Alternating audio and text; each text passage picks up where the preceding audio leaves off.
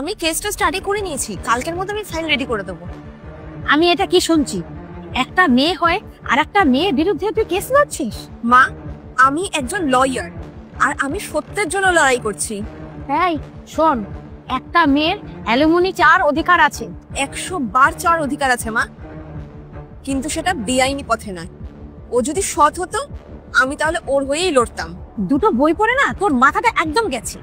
আর তুই একটা মেয়ে হয়ে আর একটা মেয়ের বিরুদ্ধে তুই কেস লড়ছিস? মা, ওই লোকটা পুরোপুরি নির্দোষ। উনার কোনো দোষ নেই। উনার ওয়াইফের অন্য একজনের সাথে অ্যাফেয়ার ছিল। যখন সেটা উনি হাতে নাতে ধরে ফেলেছে, ওনাকে উনারই ওয়াইফ মিথ্যে অভিযোগে ফাঁসিয়ে দিয়েছে। এখন বউটা ওই লোকটার কাছ থেকে অ্যালিমনি চাইছে। আর লোকটার তো এই কেসের চক্করে চাকরি, বাড়ি, ঘর সব কিছু চলে গেছে। আর লোকটা এত টাকা সারা জীবনে কামাতেই পারবে না যত টাকা তার বউ তার কাছ থেকে অ্যালিমনি চাইছে। এবার তুমিই বলো মা, আমি কার পক্ষ নেব? ওই মিথ্যেবাদী বউটার না সৎ লোকটার? ঠিকই বলেছিস মা তুই। আজকের দিনে দাঁড়িয়ে মা, সবার জন্য আইন আছে, মহিলাদের জন্য, বাচ্চাদের জন্য, কিন্তু একটা সৎ লোকের জন্য কোনো আইন নেই মা। সেই লোকটা চিৎকারও তো করতে পারবে না, কারণ চিৎকার করলে তার কথা শোনার জন্য কেউ নেই। সবাই তাকেই খারাপ ভাববে।